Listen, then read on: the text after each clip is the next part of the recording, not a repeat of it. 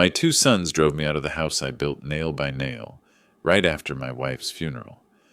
Dad, you have 14 days to get out. That sentence was colder than the ice on the bridge rail. I left, no arguing, no tears. I only took an old blueprint tube and a vow of silence. 8 months later, all of Seattle read a headline. Forgotten engineer's son becomes co-heir of nearly $42 million in assets. And that was when they reached out, saying they wanted to rebuild our father-son bond. If you've ever been thrown out of a place built by your own hands but still stood tall, leave a single dot below. If you believe money can't buy dignity, follow to not miss the next chapter. Every day I share another journey, where silence becomes a weapon, and trust returns to those who deserve it. If you believe justice never dies, it just waits for the right person to awaken it. Subscribe and leave a dot. So I'll know, you too once stood alone but still refused to bow. I once thought the cruelest thing at a funeral was fake crying. Turns out there's something crueler, the silence of your own blood. That morning, St. Martin's Church was covered in white snow. The organ played slow and steady, like a clock counting down to the moment I became unnecessary. Before Marjorie's portrait, my late wife, old friends came to comfort me, while my two sons, Darius and Graham, stood in the second row, not looking at the casket, not looking at me. I saw Darius lower his head to his phone, his fingers moving fast. The blue glow lit his stone-cold face. A short text appeared clearly. After service, meet the broker. House under Mom's name, Dad only has SSI. Sell as soon as possible. I looked, and my heart felt crushed. Amid prayers, I heard in my mind the whistle of wind through steel beams, the sound of a bridge about to collapse.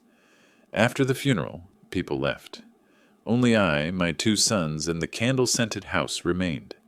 I set Marjorie's photo on the table. Darius stood there, coat still smelling of office cologne, holding a file. "Dad," he said, voice smooth like a financial report. I reviewed the papers. This house is fully under Mom's name. After her passing, Graham and I are co-heirs. You have no ownership rights. In 1994, when we bought this house, Marjorie alone held the mortgage. I was then recovering from a construction accident, ineligible for credit, while she had excellent credit, so the bank approved only if she applied a loan. That year, at the bank's request, I signed a quitclaim deed, transferring all interest to her name so we could get the loan. Later, we signed a post-nuptial agreement, confirming the house was her separate property. Her simple will left the house to Darius and Graham. We laughed back then, saying, "Paperwork is just formality." I never imagined that 30 years later, that paper would make me a stranger in my own home. I stayed silent. He continued, tone unchanged. "I did the math. With your Social Security of $450 a month, you can't cover property taxes or insurance. If we don't sell now, taxes rise by nearly $2,000. Not financially sensible." I looked at him, the boy I once carried on my shoulders through icy bridges when I worked as a railway engineer. "Are you talking to me?" I asked quietly. "As my son or as a tax accountant?" Darius smirked. "I'm speaking as someone who understands reality, sir. Emotions don't pay bills." Graham avoided my eyes, murmuring, "Darius just wants what's best for you." "Best for me means throwing me out of my wife's house?" Darius shrugged. "I wouldn't call it throwing out. I'd call it a practical arrangement. You have 14 days to pack. That's not a legal notice. Just the deadline they made up. After that, a realtor will photograph and list it on MLS. If you need, I can find you cheap temporary housing near a bus stop." I heard every word, every period. Each word dropped like a lead bullet. "Temporary housing?" I repeated. "Yes," Darius said, eyes steady. "A retiree with no assets, no income, doesn't need more than that." Graham added softly, "I think you'll be more comfortable. This house is too big for one person." I didn't get angry, didn't shout, didn't throw anything. I only felt the house fall silent, as if it were ashamed of the living inside it. I walked slowly to the window, looking out at the snowy garden, where Marjorie once planted lavender, where I built a small wooden chair to read the morning paper. Now only footprints trampled across the wet snow. "All right," I said, still facing away. "I'll record their words the way an engineer does. Facts, numbers, consequences. I'll move in 14 days. But remember this, Darius. You just sold your mother's house, not your father's." He said nothing, just tucked the file into his leather bag, nodding like he'd closed a successful deal. That night, I didn't sleep. I sat alone in my study, where old paint and paper dust mixed with darkness. On the desk lay the silver steel blueprint tube, the only thing left from my engineering days. I opened it, pulled out the design of the silver span bridge. The bridge I spent 7 years calculating every joint, every load angle. I ran my fingers along the thin lines like veins. Outside, snow fell thick, blanketing the window. I understood then. A steel bridge can stand firm for 3 decades, through blizzards. But the bridge called family, one sentence can break it forever. I rolled the blueprint, locked the tube. My hands trembled slightly, but my eyes stayed dry. Silence. That was the only sound left in this house. The silence of a man who just lost his wife. The silence of a man expelled from his own memories. I told myself, if justice still exists, it will find its way back, and when it does, it won't knock. I turned off the light. The room sank into darkness, only moonlight glinting off the tube, like the steel of an unfinished bridge. I left that house on the 14th day, exactly as Darius said. Not early, not late, not a tear shed. Before leaving, I stood on the porch for a long while, staring at the windows where Marjorie once hung white lace curtains. Only Darius's words echoed in my mind. "Dad, you have 14 days." He said it like counting down a lease expiring, not the time left for a father. My old pickup truck started with a rough growl. I drove away, snow falling in white blurs across the rearview mirror. No one came to see me off. No one opened a window to watch me go. I had long been used to the sound of wind through steel frames. But that day the wind howled through my chest. I rented a small room in the south end of the city, beside an old truck lot and a 24-hour laundromat. The neon sign flickered the words, "Motel Cascade," missing half its bulb so Cascade became Cas-Ade, just like my life, broken in the middle, missing its other half. Small room, around $480 to $520 a week, the cheapest I could find near the Seattle outskirts. No kitchen, no fridge, just a bed, a sink, and a small window facing the parking lot. In this country, the poor don't starve, but they die slowly in silence. For me, this wasn't just shelter. It was proof that I still existed, even if only as a shadow, lost among neon lights. The room smelled of old paint and bleach, mixed with damp carpet. The bed creaked every time I turned. The walls were so thin I could hear the neighbors cough. The fluorescent light flickered like it was breathing. On the table sat a rusted kettle and a few cans of cold food. I ate with a plastic spoon, listening to the rain on the tin roof, like someone tapping on an empty heart. At night, the sound of truck engines echoed from the lot, mingling with distant train horns. Each sound pulled me back to when I worked at the engineering office, when projects still gave me a reason to wake up. I started driving rideshare. People called me Uncle Silas, greeted me through the window, then fell silent, eyes on their phones. I drove past glowing streets, houses full of laughter, television sounds, and the smell of baked goods. Things I now only saw through glass. In the mornings, I woke at 4:30, made instant coffee, and drove into the rain. I opened the rideshare app, waiting for the first ping. Some days it was a student heading to class. Some days a drunk stumbling out of a bar. Each face was a different story. And in the rearview mirror, I saw only an old man driving, so he wouldn't starve. At noon, I parked at a gas station, ate a cold sandwich, surrounded by radio static and engine hums. In the evenings, when traffic thickened, I drove out to the suburbs, dropped passengers at the airport, and returned as the sunset bled orange across a cracked windshield. At night, I came back to the motel, counted tips, and listened to pipes groaning, like they too were leaking bits of pride. Every night, after each shift, I counted bills. $15, $20, $45 a night. Enough for rent, gas, and a few cans of soup. Whenever a passenger asked, "What did you do before this?" I smiled. I used to build bridges. Now I drive people across them. No one asked more. They nodded and went back to their screens. Sometimes when the car stopped at a red light, I looked in the mirror, my reflection fading under the taillights. I remembered walking my sons along the river, teaching them how to tell concrete cracks caused by shrinkage from those caused by weak foundations. I said, "Everything in life has a load limit, people too. But unlike steel, people can choose not to break." Darius once nodded, and Graham laughed, asking, "If steel doesn't break, does it feel pain, Dad?" I replied, "No, but the engineer does." Looking back, maybe I taught them too much about strength and too little about compassion.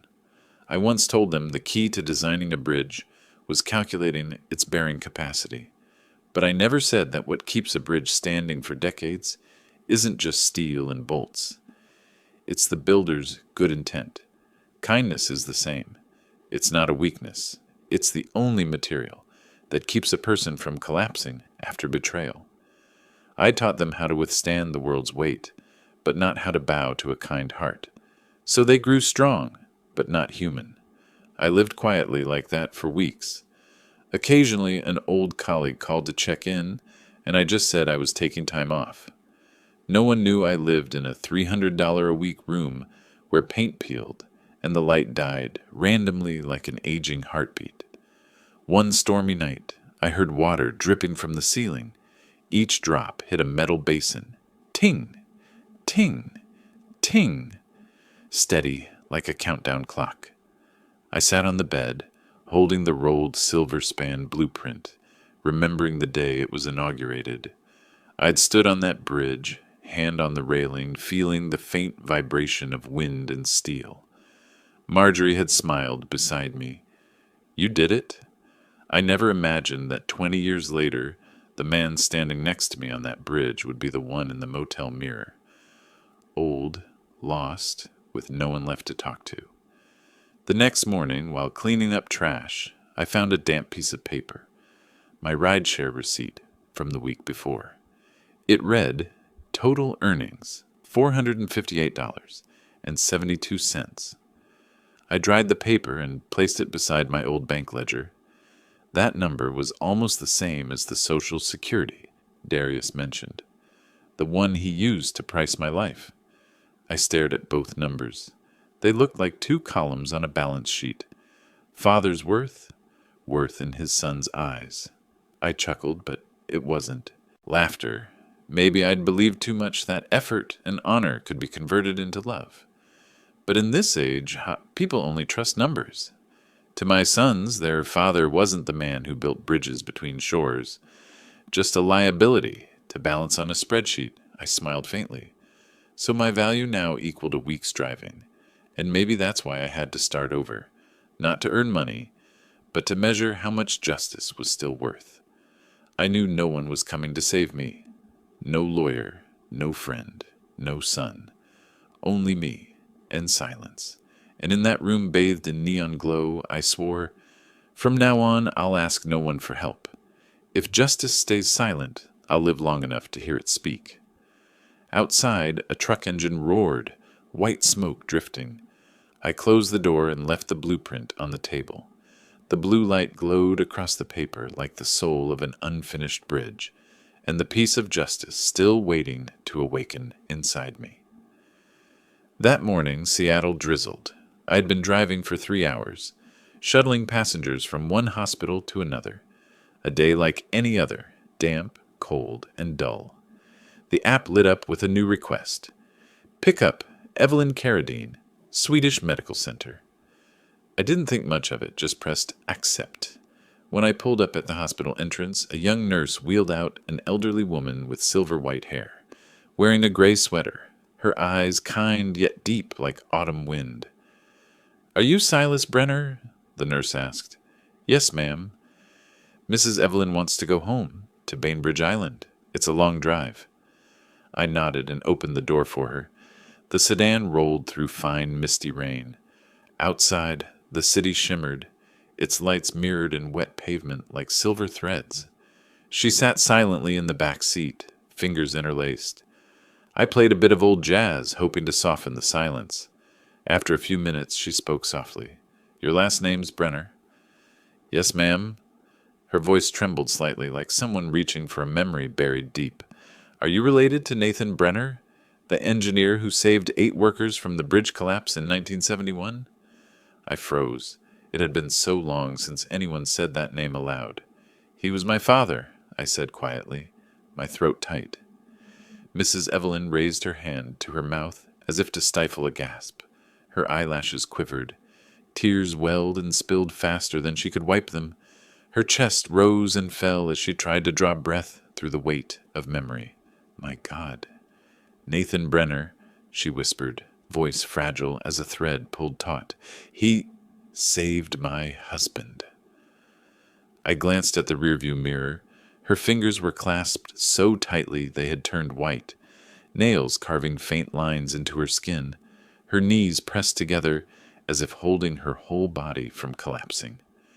I eased my foot off the gas, letting the car glide, giving her space to breathe. That day, Snoqualmie was drenched in rain, she began, voice steadying yet rough, like an echo through an old tunnel. Fog covered the river. Steel was slick and cold. My husband was the assistant cable engineer. I wasn't there, only heard later, his voice still trembling when he told it. He said when the main beam cracked, there was a dry snap, like the spine of an old beast breaking. The north anchorage pin slipped. The deck sagged. Steel cables whipped through the air with a sound like whips. People screamed, alarms blared, chaos everywhere. And then Mr. Nathan. He didn't turn away, didn't look back. He just ran straight into the collapse zone. A crossbeam hit his chest, but he still dragged my husband out of the section, shaking like a drumhead. They both fell, mud splashing across their clothes. Behind them, a whole slab of concrete dropped into the river, steam rising, the smell of burnt metal mixed with rain. My husband said Mr. Nathan held his side, gasping, blood soaking his shirt, but still smiled, a dusty, pained, yet gentle smile. My husband said one sentence, clear, and I remember every word. "If I live, I will take care of his family, even one descendant, to repay the debt of my life." He told me that after Mr. Nathan survived, he shook his hand and said that vow, eye to eye. My husband was a practical man, bound by his word. He said, that wasn't small talk between men. It was a promise made between someone who saw death and someone who pulled him back. When my husband passed, he told me, "If one day a Brenner appears, help them as Nathan helped us." I've carried that vow for 50 years, in my purse, my mind, and in how I raised my children to be grateful. But no one with the name Brenner ever came to my door until today, sitting in the back seat of your car. I couldn't speak. The tires hummed softly over the West Seattle Bridge, rainwater fanning into silver ribbons. My father had been gone for nearly 20 years. I still remember him, his hands stained with grease, his shirt smelling of rust, his eyes always bright. He never told me about that accident. He only hung a black and white photo in his workshop, the bridge in smoke, with a handwritten line beneath. "A man never leaves the bridge before the last man leaves." "Mr. Silas," Mrs. Evelyn said gently, "if you can, please stop ahead. I'd like to invite you to my home." I hesitated. "That's kind of you, ma'am, but I've got another ride." She lifted her hand, palm hovering in the air like laying velvet over a blade. Her tone was calm, yet carrying a quiet power.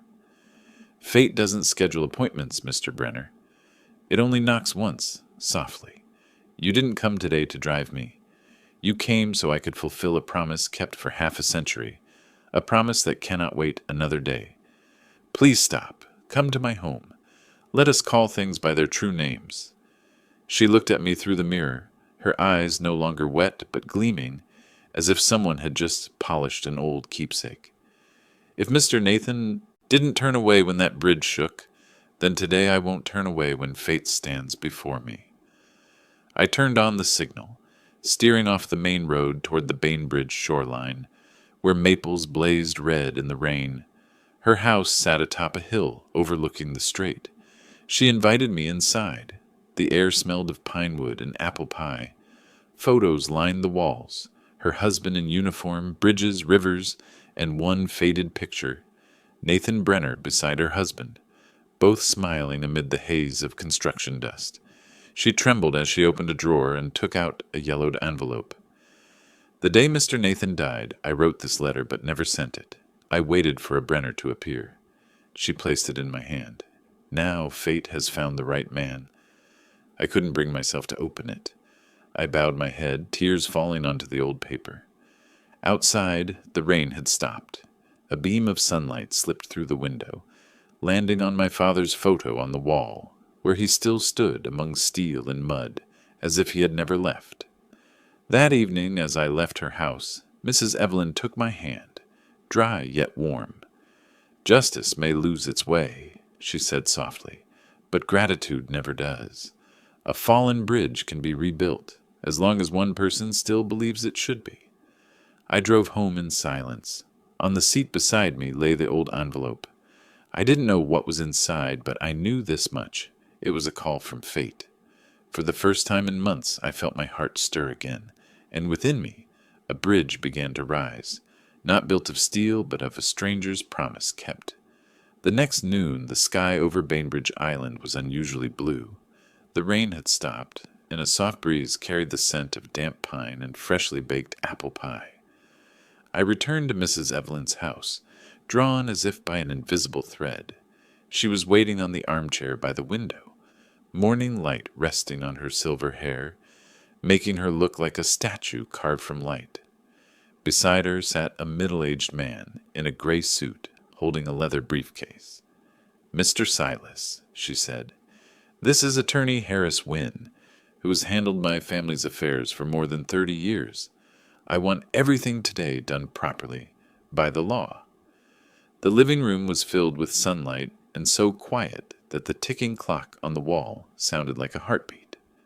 Behind her, I noticed a dusty plaque, Carradine Infrastructure, Federal Contractor of the Year, 1988. That's the name that will appear on every document today, Carradine Infrastructure. Beneath the glass, the red bridge logo still glimmered faintly.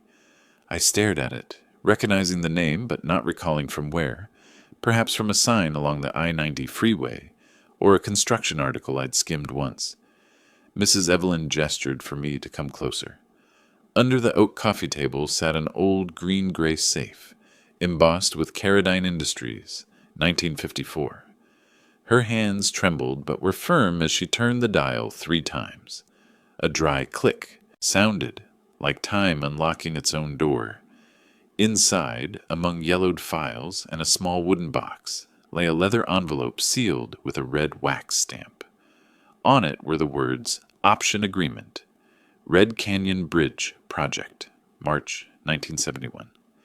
She lifted it carefully onto the table, as if holding a piece of memory too heavy to bear. "Mr. Wynne," she said, "please read it." The attorney opened the document and spread it flat. I recognized the typewriter font interspersed with blue ink signatures. His voice was steady, each word landing like a chisel mark. "This document confirms that Mr. Nathan Brenner, independent engineer, contributed technical expertise and design to the Red Canyon Bridge project in exchange for 26% equity of Carradine Infrastructure Group, with full transferable inheritance rights. Agreement signed on March 17, 1971, bearing both signatures and notarized by King County, with a copy held at the law office of Dunhill, and Wynn, Seattle. Mr. Wynn tapped his pen along the margin. This is a conditional option. At that time, conditions included safety certification, board approval, and completed tax filings. The contract was notarized and placed in escrow at our office, pending confirmation of Mr. Nathan or his lawful heir. After the Snoqualmie incident, Carradine could not reach Mr. Nathan, so shares were never issued, but the equity obligation was never voided. It's preserved here, both in this safe and in the escrow record. He opened another folder, pulling out yellowed sheets. These are acknowledgement letters. Carradine signed one every 10 years to renew and maintain the legal validity of the option.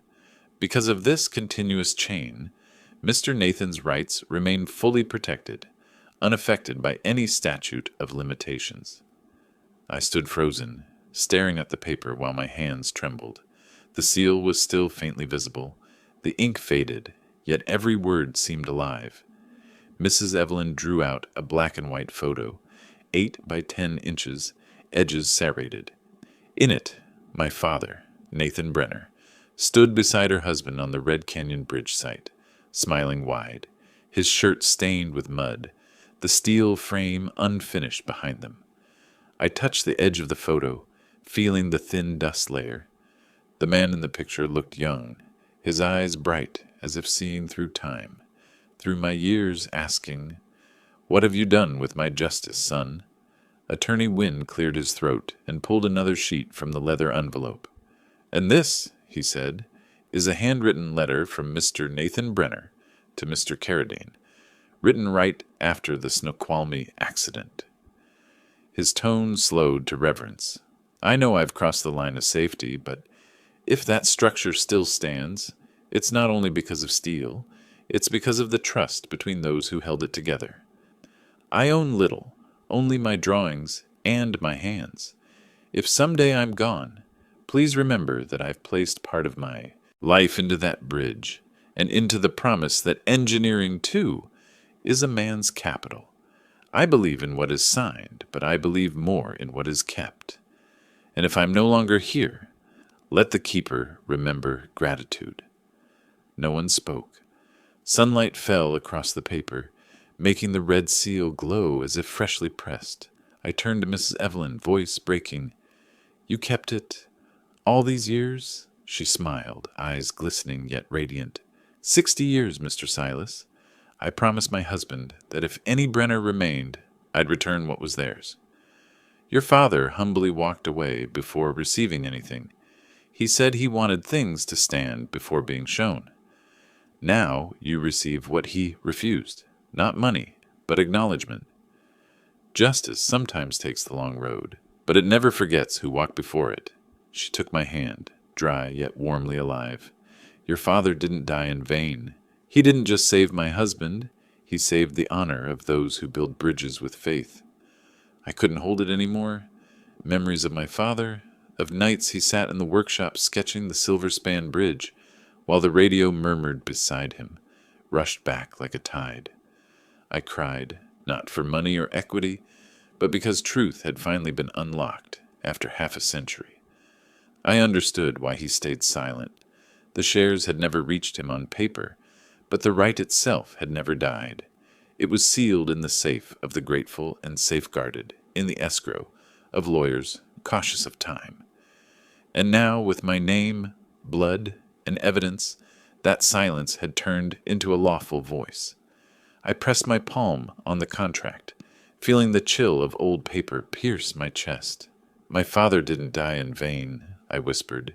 "He's still here, in steel and ink, and in the memory of those who keep their word." Mrs. Evelyn sat still, shoulders trembling, her soft but steady voice filling the room.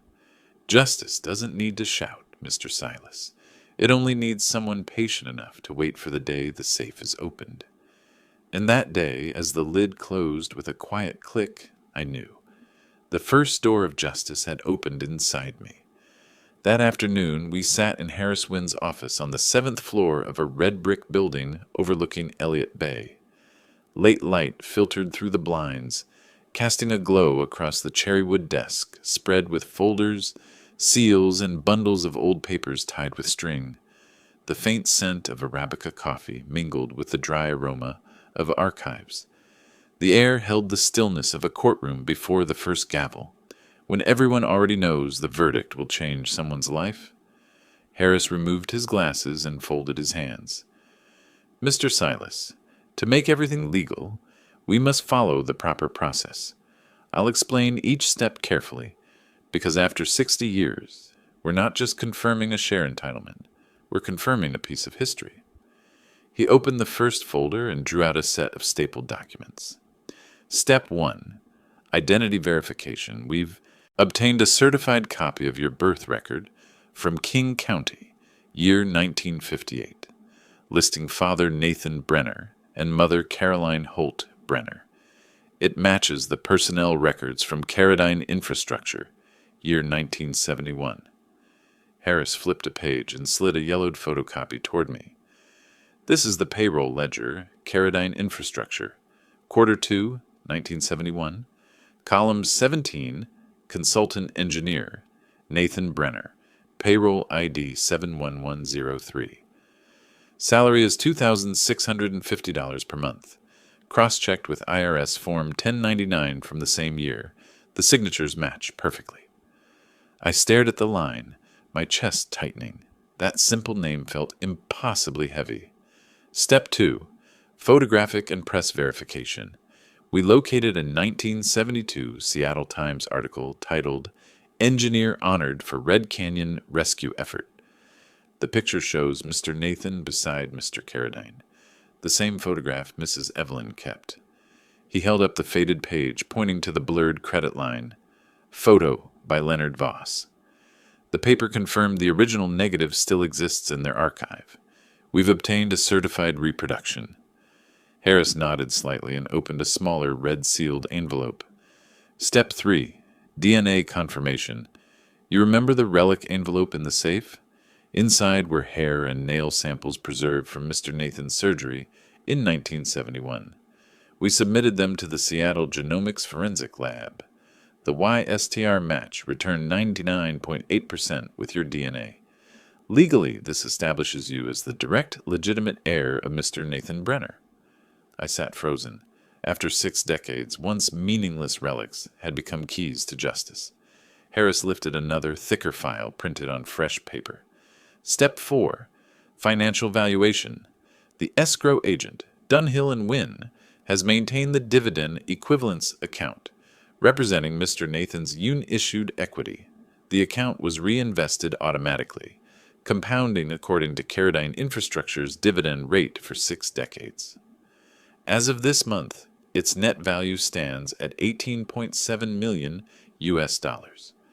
The $18.7 million figure represents the dividend equivalence escrow under the 1971 option, independent of the corporation's current market value. He looked up, calm, accustomed to watching numbers rearrange people's destinies. I swallowed hard. They kept it all this time? Yes, Harris replied, partly because of the acknowledgement letters Mrs. Evelyn signed every 10 years. They renewed the obligation so the account stayed alive. In America, if a duty is renewed in writing, it doesn't die. It sleeps, waiting for the right person to wake it. He placed another envelope before me. This is your provisional certificate, confirming inheritance of the equity and entitlement to financial distribution. I've arranged for First Northern Trust to issue you an advance of $150,000 wired directly to your account, enough to stabilize your life while we finalize the division. At 3 p.m., we went to the downtown branch of the bank. The marble floors gleamed under bright lights. A young teller with brown hair greeted us politely, but when Harris laid the certificate on the counter, she froze. Her eyes flicked to the raised seal, Caradine Infrastructure, Escrow Division, then lifted to me, her voice softening. "Mr. Brenner, is this the Red Canyon equity file?" Harris nodded. She swallowed, typing quickly. On the monitor flashed, "Escrow Dividend Authorization Verified." Minutes later, she printed a receipt and slid it through the metal tray. "Transfer of $150,000 US dollars. Completed. Congratulations, sir.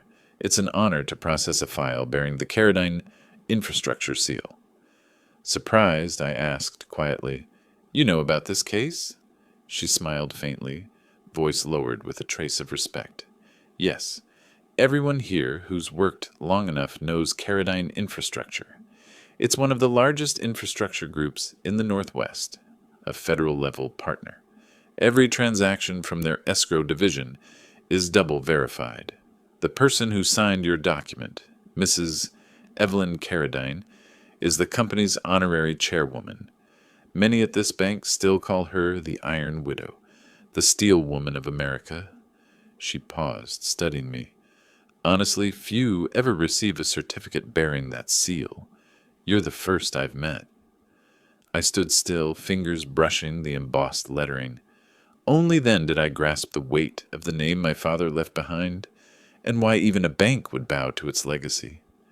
Outside, I paused on the sidewalk. The late sun spilled across the street, reflecting off the bank's glass facade, like a long beam of light. The Red Canyon Bridge, reborn. In my wallet, the ink on the receipt was still warm. A piece of justice had been measured, but for me, its worth lay in the silence of 60 years finally broken. I thought of my father. If he were here, he'd probably smile and say, "Now that the ink is dry, you can tell the world we kept our word." And as I walked away, I understood. This wasn't money.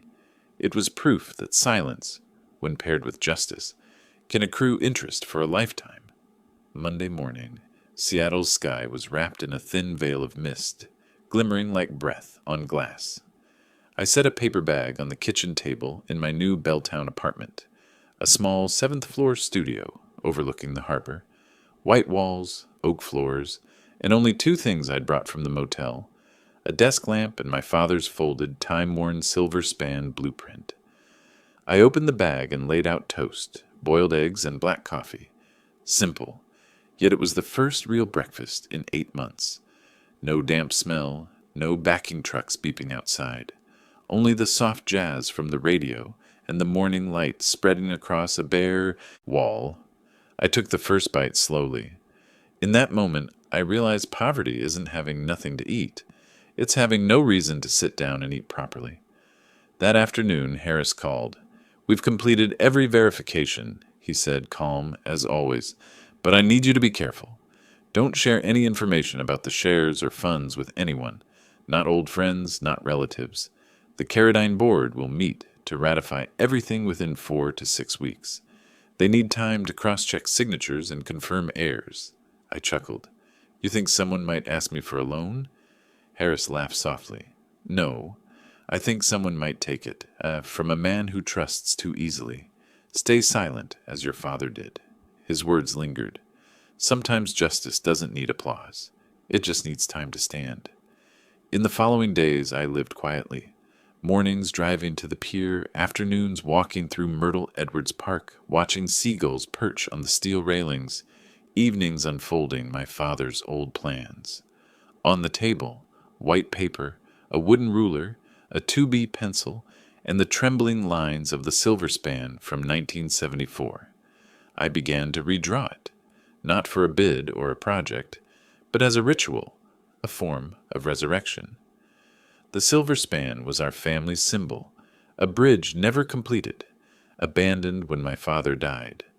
I remembered him sitting by the drafting table on rainy nights, saying softly, "A bridge, like a man, must bear its weight at the weakest point." Now, as I traced each line, I understood he hadn't just been talking about structure, but about life itself. Each day my strokes grew steadier.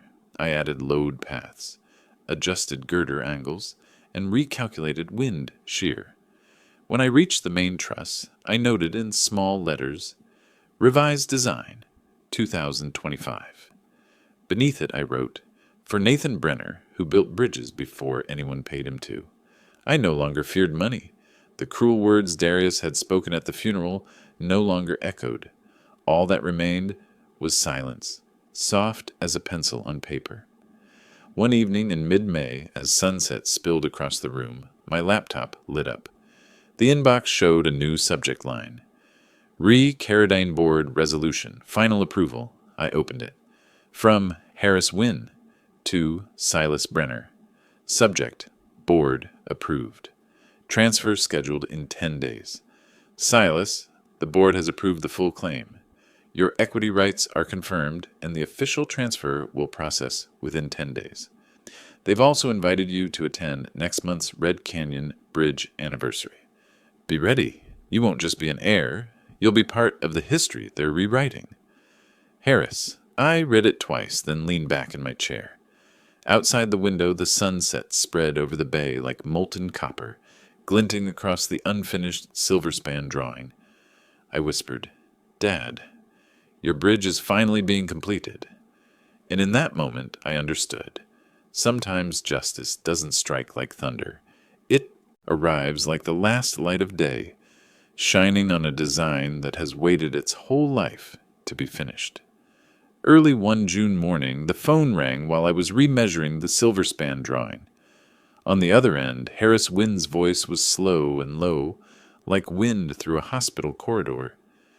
Mr. Silas, Mrs. Evelyn wants to see you. She's in Houston at Memorial Hermann Hospital. It's not looking good, but she's still lucid. She said she wants to fulfill her final promise. I froze. The flight from Seattle to Houston took nearly 4 hours, and I didn't close my eyes once. The sky beyond the window was dull gray, layers of clouds stacked like unclosed pages.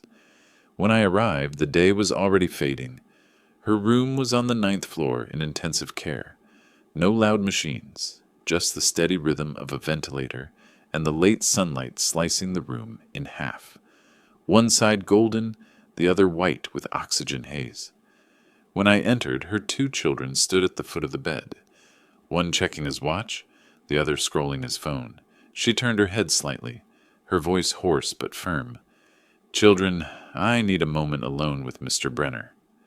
They hesitated, then left quietly. When the door closed, the only sound left was the soft hiss of air. She gestured for Harris to open the bedside drawer and take out a sealed folder. Her voice was weak but steady. You made it. I was afraid I wouldn't. I've signed an addendum to my will, and she paused to catch her breath. I've asked the Carradine board to approve transferring 5% of my honorary shares to you as a formal gesture of gratitude. The rest will go to my children, as it should. She smiled faintly, her eyes glowing in the afternoon light. After I'm gone, Harris will coordinate with First Northern Trust to establish a dedicated fund. I want you to be its first trustee, not to receive, but to preserve what 2 men, my husband and your father, built together. Her gaze lifted, bright as the sun on steel. I'm naming it the Brenner Carradine Foundation for Bridge Integrity. It will be the last bridge I help build, a bridge of justice, forged from honesty. The shares I'm giving you will belong to that foundation. There's a moral condition. You must never use them for yourself, Mr. Brenner. Let every dividend and return flow entirely into the foundation. It will fund scholarships for young engineers, support community infrastructure projects, and keep the memory of Carradine and Brenner alive, as a symbol of technical integrity. I was speechless, my chest tightening under the weight of her calm wisdom. She smiled softly, voice trembling yet resolute. Mr. Silas, when my husband died, I thought the promise he made would die with him. But when I saw you, I knew the promise had only changed hands. It was never lost. I want to complete it, fully, without a word missing. Harris untied a red wax cord from a leather envelope, the original will. She placed it gently in my hands. Keep it, not because you need the money, but because I want what our husbands built to rest in the hands of someone who knows how to stay silent and keep his word. I shook my head as tears blurred my vision. She whispered, If I don't see you again, this is my completed promise. Her breath grew heavier, lips trembling as she continued. Your father built a bridge between the living and the remembered, and you finished it. Now you can draw the center span in peace. Harris stood beside us, his eyes red. I took her hand and said softly, "I will, ma'am, I promise." 3 days later, I received a call from Houston. Harris said only 4 words. "She's gone, Silas." I sat still, staring out the apartment window. Seattle rain fell in even lines, droplets clinging to the glass like rows of steel piles, rising from the earth. I opened the envelope she had given me. The paper inside was short, typed, signed Evelyn Carradine, with a single handwritten line at the bottom. For Nathan Brenner's son, who came not to ask, but to finish what was promised. A week later, I flew back to Houston, this time for the funeral. That morning, the Texas sun blazed off the red-tiled roof of St. Paul's Chapel. The hall was full, mostly former Carradine infrastructure employees, a few in gray-blue engineer uniforms wearing Red Canyon, bridge pins on their chests. I didn't speak. I sat in the back, listening quietly as the pastor read. She kept her word to the departed and returned faith to the living. After the service, I walked to the coffin. She lay peacefully, her face calm as if merely asleep. I set down a small bouquet, white orchids shaped into a bridge, tied by my own hands. I whispered barely above breath, "Father, Mother." I met the keeper of the promise. Then I bowed my head. In that moment, I felt everything broken. Bridges, vows, years of hardship, being welded back together by something invisible, something called honesty. And as I stepped outside the chapel, the Texas sunlight poured over my shoulders, hot and steady, like molten steel, like justice itself still standing, long after those who built it were gone. That morning, Seattle lay beneath a thin veil of mist. On my desk rested the deed of acknowledgement of trust, the official document confirming me as the lawful beneficiary of 5% honorary equity in Carradine infrastructure, valued at nearly $42 million by market estimation. Harris Wynn stood by the window overlooking the bay. His voice, precise as ever yet edged with quiet emotion, broke the stillness. "Mr. Silas, from this point forward, all dividends generated from this equity will automatically be transferred into the account of the Brenner Carradine Foundation for Bridge Integrity. First Northern Trust has confirmed the permanent authorization. You are now officially the custodian, the honorary guardian of the foundation." I signed. The ink sank into the paper, the pen trembling slightly but holding firm. No one spoke. Only the soft whir of the printer releasing the final certificates, and the faint hum of wind mingling with a distant ship's horn, like the heartbeat of the city. That afternoon, the news broke. The Seattle Times ran a headline, "The Forgotten Engineer's Son Becomes Co-Trustee of Carradine Legacy." Beneath it, a black and white photograph of my father and Mr. Carradine, taken in 1971 beside the steel frame of the Red Canyon Bridge. The caption read simply, "Promises don't rust." The story spread faster than I expected. Engineering journals, construction magazines, and regional technical boards all spoke of the bridge that outlived its makers. Yet amid the noise, I remained silent. I declined interviews and talk show invitations. Instead, I sent Harris a short email, asking him to speak for me. "Mr. Brenner has no statement. All honors belong to those who laid the first beam, not the one who signed the last paper." A week later, I received a handwritten letter from the Evelyn Carradine Memorial Foundation, an organization established by her children to continue their mother's charitable work. It read, "We know our mother left you not only equity, but faith. Thank you for keeping your word and turning her wish into reality. Justice delayed is still justice delivered." I folded the letter and placed it beside the first sketch of the silver span, the bridge I was redrawing, not for Carradine, not for myself, but for the foundation. It would be the first project funded by the Brenner Carradine Foundation for Bridge Integrity, a stainless steel pedestrian bridge linking two lakeside neighborhoods, with a small plaque engraved, built in memory of those who kept their word. That evening, as I left the office, I passed the old site where my father once worked. The fog was still thick, and the late sunlight filtering through it curved into a faint arc, like a bridge made of light. I stopped, looking toward the sky, the place where people like my father and Mrs. Evelyn had gone, leaving behind invisible lines that still tether justice to honesty. And I understood. Once justice is entrusted to someone who knows how to stay silent, it ceases to be a legal term. It becomes a legacy, one that endures longer than any bridge ever built. News travels faster than anything else. Just 2 days after the headline, "The Forgotten Engineer's Son Becomes Co-Trustee of Caradine Legacy," appeared on the front page of the Seattle Times, I received 2 back-to-back calls, both carrying a tone I had heard far too many times in my life, sweet, slow, and carefully rehearsed. The first voice was Darius, my eldest son. "Dad," I read the article, "I'm really proud of you. I know you've been through a lot. I just wanted to say I'm sorry, and maybe it's time our family tried to heal." The second was Graham, the younger one, softer but cautious, as if stepping across a field of gold dusted with landmines. "Dad, I just want to see you. No talk about money, I promise. Just dinner, like before." I listened to both without interruption. When they finished, I simply said, "All right, we'll meet. Let me arrange it." 3 days later, they arrived in Seattle.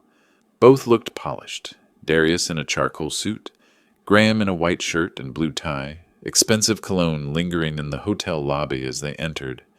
They shook my hand, eyes half bright, half awkward, like men reclaiming keys to a house long locked behind them. We sat in a private room on the 27th floor of the Summit Hotel, where floor-to-ceiling glass revealed the whole city below.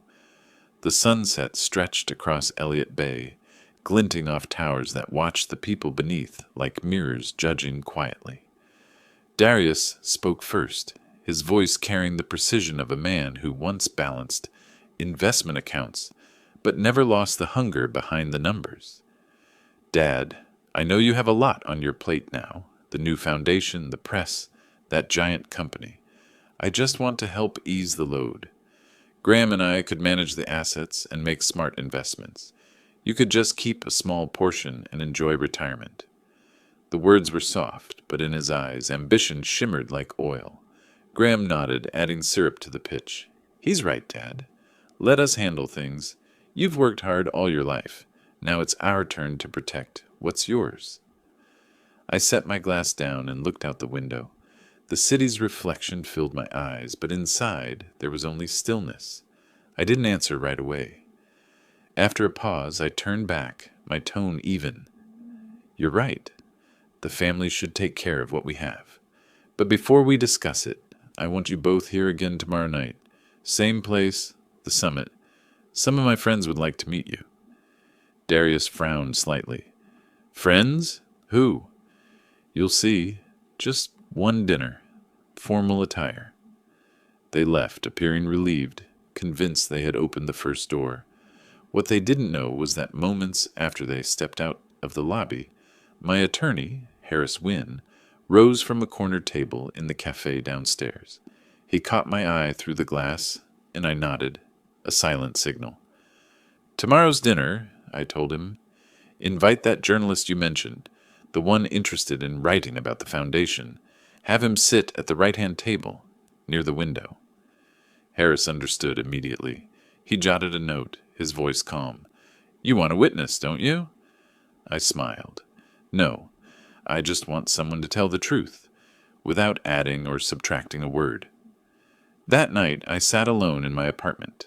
The silver span blueprint still lay open on the desk. Beside it was the note in Evelyn's handwriting. For Nathan Brenner's son, who came not to ask, but to finish what was promised. I stared at it for a long time, then folded it carefully and slipped it into my jacket pocket. Tomorrow, the same sons who had once cast me out would sit at my table, and I would not raise my voice, nor my hand, nor my anger. I would let silence do its work, because some trials need no judge, only a dinner and a promise kept right on time. The next evening, the private dining room at the Summit Hotel glowed with soft golden light. Through the vast glass wall, Seattle shimmered beneath a river of headlights flowing across the night. The table was immaculate. Crisp white linens, polished silver, wine glasses already half filled.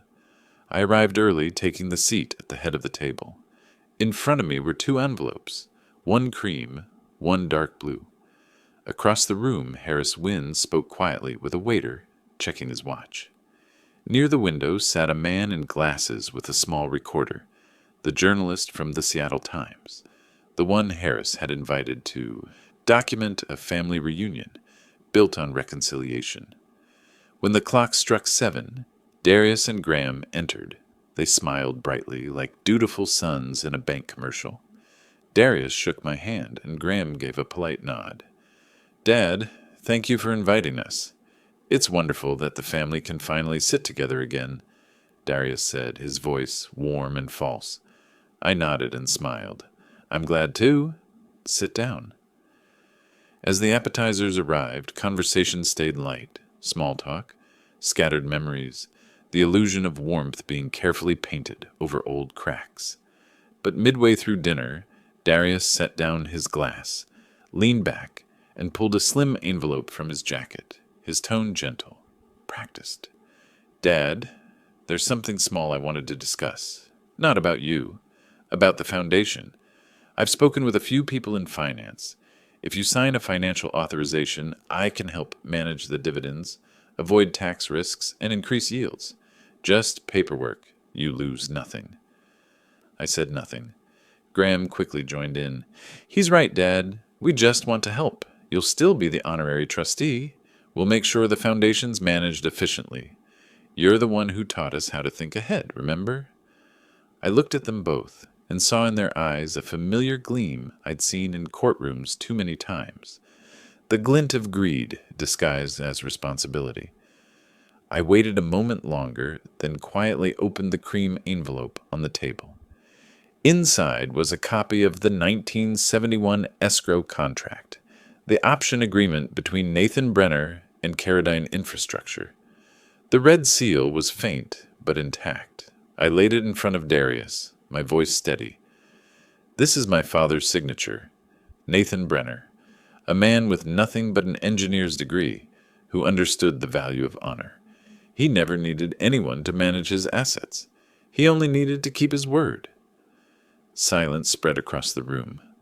Darius's brow tightened. Graham coughed softly. Then I opened the second envelope, pulled out small silver USB drive, and plugged it into the laptop beside me. A familiar voice filled the room, Darius's. "Dad should move into a nursing home. He's got nothing left. That house was Mom's anyway." "Yeah," Graham's voice added. "All he's got is his name." The room froze. The journalist's pen paused midair. Harris glanced toward me without moving. I closed the laptop, my voice low but calm. "You're right. All I had was my name. But starting today, you should both remember. This name is no longer your ticket into anything I built. The foundation doesn't belong to me, and it certainly doesn't belong to you. It belongs to justice, to a promise made by a dead engineer and a woman who kept her word." I rose slowly, pushing the chair back. "I didn't invite you here to punish you or to preach. I invited you to understand. There are boundaries you can't buy, can't sign, and can't fake remorse to cross." From my pocket, I took out a small check and placed it at the center of the table. The number written, $1. "This is your share in the foundation, a symbol of conditional forgiveness. If one day you truly understand the worth of a promise, bring this check back. I'll sign the back." No one spoke. Only the ticking clock filled the silence, the light glinting off the check like a fragile mirror of dignity. I turned and walked out. Behind me, Harris remained seated, the journalist lowering his pen to write the final line of his story. Out in the corridor, a chill breeze from the bay swept through, carrying the faint sound of a piano from the lobby below. I stopped by the window. Seattle's skyline stretched before me, glowing like a bridge spanning past and present, honor and greed, and I knew I had just crossed its final span. That night, I didn't seek revenge. I simply restored the boundary. 2 months after that evening at the summit, First Northern Trust confirmed. The Brenner Carradine Foundation for Bridge Integrity, 501c3, was officially active. The Brenner Carradine Engineering Scholarship Fund, a subsidiary of the foundation, was established to grant scholarships and sponsor projects. It was a donor-advised fund, one I initiated but never named after myself. I was merely the first signatory, just as Evelyn Carradine had once instructed. The name was engraved on a plain brass plaque, the Brenner Carradine Engineering Scholarship Fund, for bridges that connect people, not just lands. The mission was clear and humble, to support young engineers building bridges in remote areas overlooked by public budgets, to fund small community infrastructure projects where every meter of steel and every block of concrete stands not just as material, but as a promise of decency, and to preserve the legacy of two families, Brenner and Carradine, as a symbol of engineering justice, where dignity is measured not by wealth, but by the bridges that still stand after the storm. The launch ceremony was simple, held in the hall of the Seattle Center of Engineering, attended by students, bridge engineers, and a few old construction veterans. I did not speak long, only said softly, "My father once taught me that an engineer is responsible not only for the structure he builds, but for every soul that will cross it." After the event, a reporter approached and asked how I felt seeing my name appear again in the papers. This time not under dispute and lawsuit, but in person of the month. I smiled. There's nothing to say. I don't want to be remembered for what I defeated, but for what I kept. 3 days later, the Seattle Times ran the story under the title, "From the Forgotten Engineer to the Man Who Rebuilt the Bridge of Dignity." It told my 40-year journey, from an apprentice at the Red Canyon Bridge to the inheritor of Carradine Infrastructure's legacy, and finally to the founder of a fund for the next generation. Its closing line read, "Silas Brenner doesn't talk about justice. He builds it, one span at a time." I gave no more interviews. Each morning I spent quietly by the harbor, watching the bridges in the distance wrapped in fog, steel, concrete, and the promises that had taken form. One morning in late August, I opened my old inbox. Among hundreds of work emails, there were 2 messages, from Darius Brenner and Graham Brenner. Each contained only a few lines. "Dad, we're sorry. Not because we lost something, but because we forgot what you taught us. That honor is the one asset that can't be transferred. If possible, we want to start again, not with words, but with action." I read them both, then left them unanswered, not out of anger, but because I had learned that some apologies must be proven by time, not typed. That afternoon, I visited the foundation office for the first time since the launch. Sunlight streamed through the tall windows, glinting on the framed drawing of the Red Canyon Bridge, the bridge my father had risked his career to complete. Beneath it, in blue ink, I had written, "Justice never dies, it only changes hands." I stood there for a long while, resting my palm on the foundation's steel logo, the metal cool beneath my fingertips. Somewhere out there, a group of students was building their first bridge in the Cascade Mountains with the fund's support, and I, the man who had walked the long circle of justice, simply smiled. 1 year later, Seattle had entered early autumn. The air carried the scent of sea salt, cold and clear like newly polished steel. I stood on the pedestrian path of the Silverspan Bridge, once rusted and abandoned for nearly 2 decades, now restored, gleaming, sturdy, and silent like a metallic prayer. On the rail at the center of the bridge, a new bronze plaque reflected the afternoon sun. I reached out and touched the words engraved deep into it, dedicated to Nathan Brenner, a promise kept. The last 3 words, a promise kept, were the ones I added to the final blueprint as a closing line for more than half a century of intertwined legacies between the Brenners and the Carradines. Beneath it, a smaller line was added by the young engineers who had received the scholarship fund's support, built with gratitude, guided by integrity. When I read that, my throat tightened, not from age, but from realizing that the promises once made by my father, by Evelyn, and by myself had finally taken physical form. Cars passed steadily, their wheels striking metal with the rhythm of a city's heartbeat. The wind carried the scent of fresh asphalt, mixed with the distant echo of a ship's horn. I looked toward the water, where the sunset turned every steel beam red, vivid, fierce, and alive, like blood flowing through a colossal body named Justice. At the far end of the bridge, a group of students from the Brenner Carradine Engineering Scholarship Fund was taking photos, smiling as they held up a small board with the fund's logo. A young woman saw me and waved. I simply nodded and smiled. They didn't need to know who I was. It was enough that someone out there was continuing the bridge. I sat on a stone bench, pulling from my coat pocket an old engineer's pencil. Its body was worn, the engraved words faded. Red Canyon, 1971. I sketched a few lines, a curve of steel, a middle span, a section left unfinished, then stopped. It didn't need completion. The real bridge outside was already finished. The sky deepened into violet. The first streetlights flickered on, their reflections scattering across the water like drifting stars. I heard the waves tapping the bridge piers, steady as the breathing of those long gone, my father, Evelyn, the old Carradine builders, all still here, in every weld, every bolt, every silent beam bearing weight. I rose, turned for one last look. Above, the bronze plaque shimmered in the fading light, like a message to all who crossed. Some bridges do more than link 2 shores. They connect 2 generations, 2 hearts, and 2 definitions of honor. I walked slowly across the span, hearing my own voice echo in my mind, not loud but clear, like the quiet monologue of justice itself. Justice does not die. It only waits for those patient enough to keep their promise. And as the last sunlight slid off the bridge's beams, I knew I didn't need to say another word, because silence sometimes is the most perfect language of justice.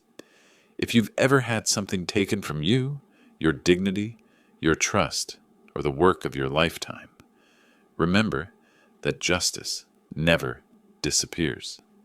It only grows quiet, waiting for you to be patient enough to keep your word. Leave a single dot in the comments so I know you too have once stood alone without bowing your head. And if you believe that dignity never goes out of style, tap follow. Every day I'll tell you a story where silence becomes a weapon and honesty becomes the bridge that reconnects what was lost.